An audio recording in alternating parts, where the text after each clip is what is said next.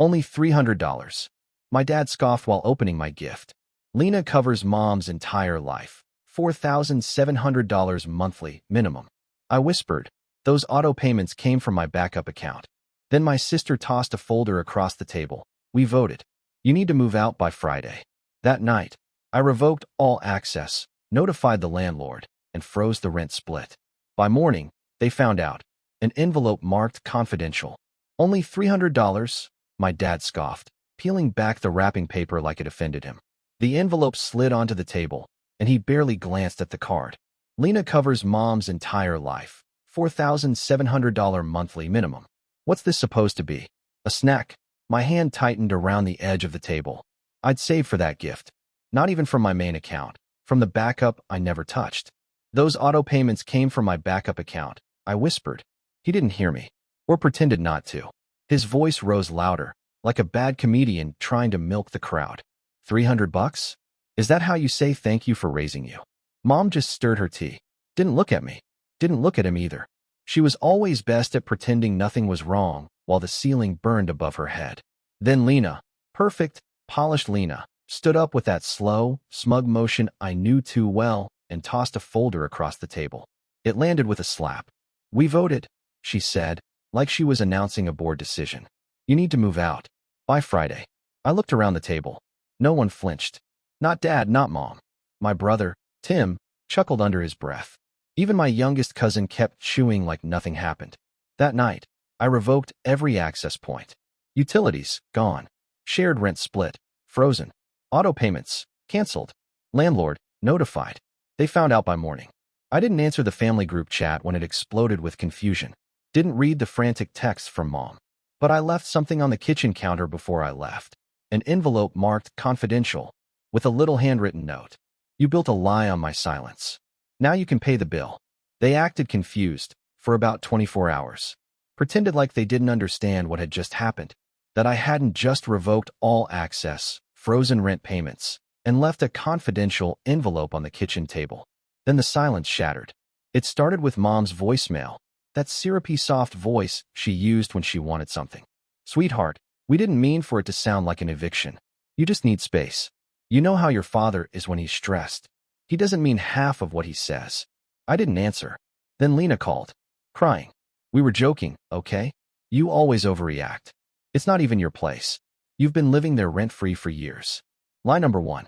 That apartment was in my name. Rent, utilities, Wi-Fi, even the stupid gas bill, all mine. LENA's share? I'd been covering it since March last year, when she lost her job due to toxic energy at work. Translation, she screamed at her manager and got written up, again. Every month, she promised to pay me back. Every month, she posted brunch selfies in $300 hoodies. I pulled up the banking app, $11,200. That's how much she owed me. And that wasn't counting the Amazon orders she rerouted through my account. I had screenshots. Orders marked gift, 1 Dyson Airwrap, 3 packages of hair supplements, and a weighted blanket for emotional recovery. That same day, she texted, "Can you Zelle me $800 for therapy? Mom said you wouldn't mind." She didn't realize I'd already locked the accounts. And that's when the smear campaign began. Facebook, LENA posted a black and white photo of herself in a window, captioned, "Sometimes, the people you trust the most are the ones who teach you what betrayal means." Family group chat. Dad dropped a cropped screenshot of my text saying, "Not my problem," with no context. The caption read, "This is what he said to his mother after everything she's done." Within hours, the chat lit up with relatives I hadn't seen in years. She raised him better. What happened to that sweet boy? Disgusting. LENA, stay strong. Even my Aunt Beth posted, "He used to be so kind. I guess money changes people." No one asked me what happened. I didn't argue. I just started digging. That's when I found the hard drive, the old backup LENA used to plug into my computer during her freelancer phase. She always said, "I never delete anything. I archive my truth." Turns out she archived too much. Inside a folder called Rent_2022, I found a PDF ledger. Jan, auto pay transfer, $450. Say it's Spotify. April, mortgage top-off. He won't notice, came from reserve. May, got a med bill. Just use backup debit. He never checks. She documented every theft like she was preparing a TED Talk on scamming siblings. But the worst was a folder labeled recordings. I clicked the first one. It was her, practicing lines. Dad, he said he's cutting you off. Said you're a leech. I recorded it. Want me to send it? Then came the fake audio. LENA using voice mod apps, cutting old voicemails from me, stitching together lines like some DIY villain origin story. One line said, I don't care if she dies. I remembered the real message. I'd said, I don't care if she lies again. I'm done. But chopped and edited? It sounded like I was talking about Mom. And suddenly I was the monster. Flashback. I was 19 when I first bailed them out. Dad called me while I was working night shift at a diner. Said the fridge broke, and they couldn't afford a new one. I wired $800 that same day. Canceled my semester textbooks to do it. He texted, Appreciate it. You're finally stepping up. No thank you. No, we'll pay you back. Next month, they bought new patio furniture. I saw it in a Facebook post. Family barbecue season ready. I remember sitting in my dorm room, eating dry pasta with no sauce, wondering if I was crazy or if they were. Back to now. On Thursday, I called the landlord. He sounded confused when I mentioned the lease. Oh, your sister told me you were moving to Seattle. Said she'd be taking over payments. She hadn't even told me she was trying to take the apartment. Just marched in with a fake story, assumed I'd roll over, like always. I sent him the receipts, the utilities, the texts, even a voice memo where Mom literally said, He always covers the rent. LENA can't handle those things. Lease reassignment? Canceled. But they didn't stop. Dad posted on his Facebook timeline. You give them everything and they still spit in your face. Hashtag family doesn't tequit. Then he texted me directly. You're playing with fire. We made you who you are. That's when I found the final blow. A loan agreement from 2022 when I never signed. He used my social security number as a cosigner for a $15,000 personal loan. I confronted him back then. He claimed it was a mistake. I told him I'd let it slide if he paid it off. He never did. Now the interest was eating him alive. The account flagged for review. I contacted the loan company, filed fraud documents, attached a legal affidavit from a lawyer friend. The account? Frozen. That night, I compiled everything. The financial trail. 3 years of rent. Stolen insurance payments. Credit cards opened in my name. Screenshots from LENA's vault. The fake audio. Emails between Mom and the landlord. A spreadsheet titled, Family Expenses Paid 2018 to 2024. The total was over $71,000. Then I zipped it into a folder titled, Confidential, the ledger. And the next morning, I had it printed and hand-delivered. One copy to Dad's office. One to Mom's mailbox. No letter. No message. Just the truth. If they wanted war, I was finally armed. And I wasn't bluffing anymore. The cafe smelled the same. Cinnamon rolls. Burnt espresso. The sound of a single spoon clinking against ceramic. Nothing had changed in 13 years. Except me. I sat in the far corner, facing the door. That old booth by the window. The same one Mom and I used to sit in after school competitions, when she still called me champ. I watched her walk in slow, cautious, clutching her purse like it was armor. She looked older than last week. Older than ever. When she spotted me, she paused. A flicker of something, guilt? Doubt? Regret? She didn't smile. Just walked over and sat down without a word. You picked this place, I said flatly. It was your favorite, she said. I thought, maybe we could talk somewhere that used to mean something. I didn't answer. She sighed, played with the sugar packets, tried to look motherly. I didn't know about everything, she began. The loan, the voice recordings. That was LENA's idea. Your father, he just didn't want to burden you. You helped them steal from me, I said, calm. You wrote the emails. You called the landlord. You let them use my name for insurance, for credit, for taxes. Her jaw clenched. Her hands trembled just enough to notice. We didn't think it was a big deal. $71, $384, I interrupted. That's the total of what I paid. Rent, bills, LENA's vet visits, your prescriptions, Dad's back taxes. I have a ledger. I pulled out the folder. Confidential, the ledger. Same as the one I gave Dad. I slid it across the table. You're lying, she whispered. I opened it to page 3. Pointed. This one's your email. To the insurance company. You added my debit card on file. Remember? You said your card wasn't working. She blinked fast. Then I pulled out something else, a tiny flash drive. Set it on a napkin. This has LENA's audio montages. You should hear what your daughter created. and what your husband approved. Mom looked like she wanted to vanish. You think this is revenge? I asked. This isn't revenge. This is closure. She tried to interrupt. I raised my hand. No. I let you talk for 30 years. Now you listen. Her mouth shut. You sat at that table with Dad and LENA and voted to evict me from the apartment I paid for. You told the landlord I was unstable. You watched as they posted lies about me, mocked me online, accused me of abandoning the family, while you quietly rerouted payments I made from my emergency fund. We were drowning, she said weakly. No, I snapped. You were comfortable. You were thriving. On my name, my credit, my silence. I leaned forward, dropped my voice. I'm done being silent. She shook her head slowly. You don't understand what your father's been going through. He lost his pride. He couldn't provide anymore. So he took mine instead? She said nothing. Tell me. I continued. When you sent that group text, the one where you said I snapped and threatened you, did you think I wouldn't find the screenshots?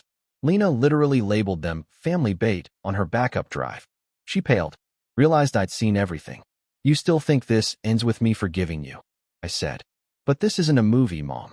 There's no slow piano and teary hug at the end. I pulled out the last item, an envelope, sealed, clean.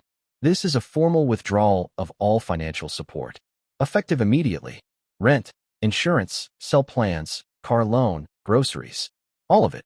You wouldn't, she said, but it wasn't a threat. It was a plea. I already did. I stood. My chair didn't even creak. I looked down at her.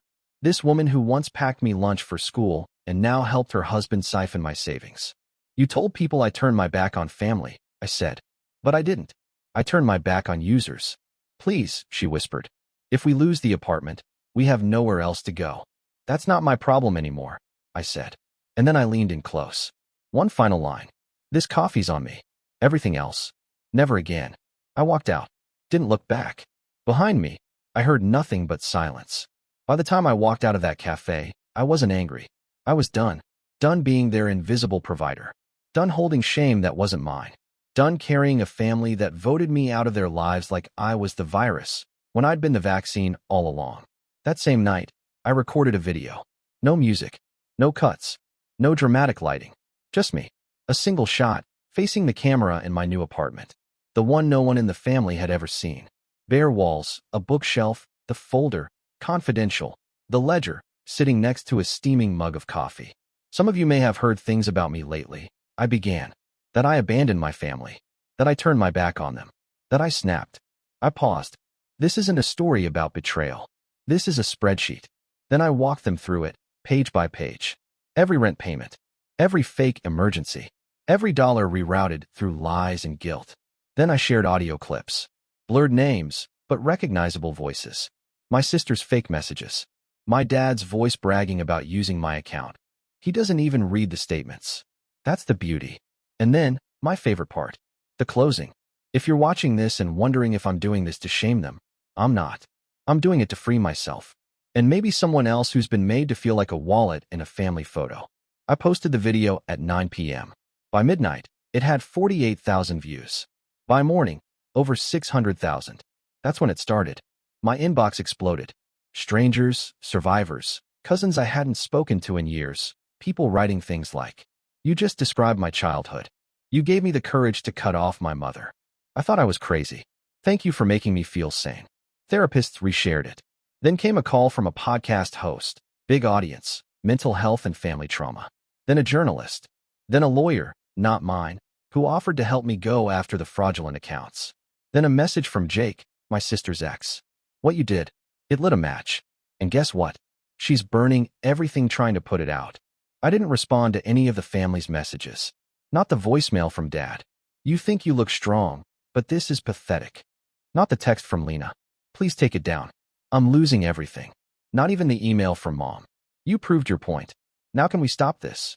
Because it wasn't about a point anymore. It was about reality. One they couldn't lie their way out of anymore. A week later, I launched something new. A clean, minimal website. A digital shelter for people used by those closest to them. It wasn't a nonprofit. Not yet. But I listed all the tools I wished I'd had. Steps to freeze shared accounts. Sample letters to landlords. A PDF guide titled, "How to Exit a Family with Receipts." And at the bottom, A donation link. Not for me.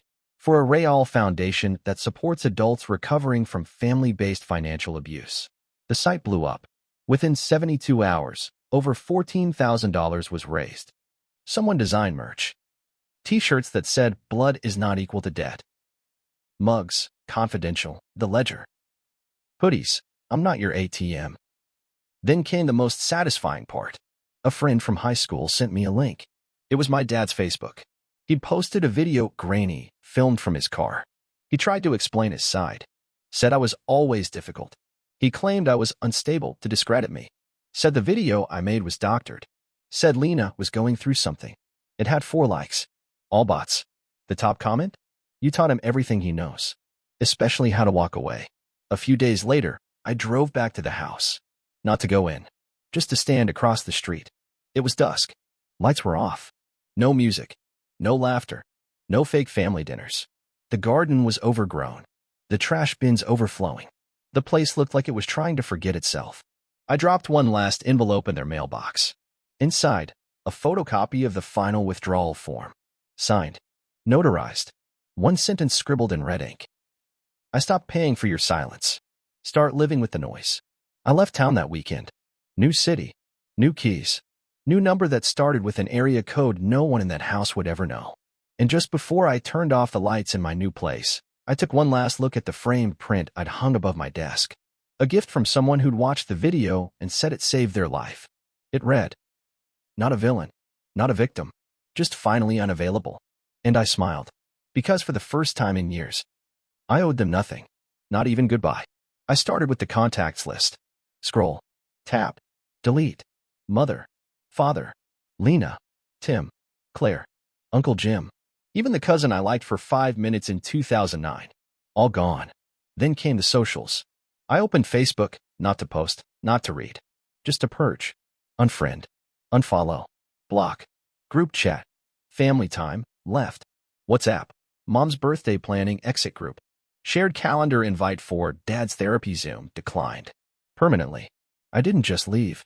I left and sealed the door behind me on the way out. Next, the apps. I logged into the mobile bank. 6 auto payments still showed my name. Mom's health insurance. Dad's gym membership. LENA's cloud storage. Tim's Spotify family plan. Some suspicious $8 per month charge labeled utility help fund that one made me laugh. It was mine.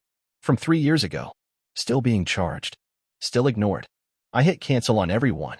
Then I opened the section called Connected Users. There were 5. Remove. Remove. Remove. Remove. Remove. The confirmation message popped up. "Are you sure you want to revoke all access for these users?" I stared at the screen. Yes, I'm sure. That night I came home and started cleaning. Not normal cleaning. Not Swiffer and Go. I mean ritual-grade purification. I pulled out 3 boxes marked family stuff. Keep? That question mark? Gone. The graduation card with "We're proud of you," but the cracked snow globe from LENA's "Sorry for Screaming" face. The framed photo of us at the cabin. I remembered that day. That was the trip Dad got drunk and called me useless with a camera. The birthday mug with #OneSon, which they gave me the same year they forgot to call. Into the trash. All of it. Even the handmade ornament Mom gave me in 8th grade. Because here's the truth. You don't detox halfway. You don't purge 90%. You go all in, or you keep getting drained. I bought new sheets. White. Clean. No memories. New plates. New towels. New scent for the diffuser, citrus and rosemary. No cinnamon. No reminders of her kitchen. I rearranged the furniture. Flipped the desk around. Put my bed by the window. I changed the locks. Then I sat at the kitchen table. Alone. Coffee. Quiet. My phone buzzed. It was my birthday. One text. From PayPal. A $15 refund from a canceled family subscription. Not a single message from them. And for the first time in my life, I felt free. No fake happy birthday calls. No guilt bomb messages from Mom.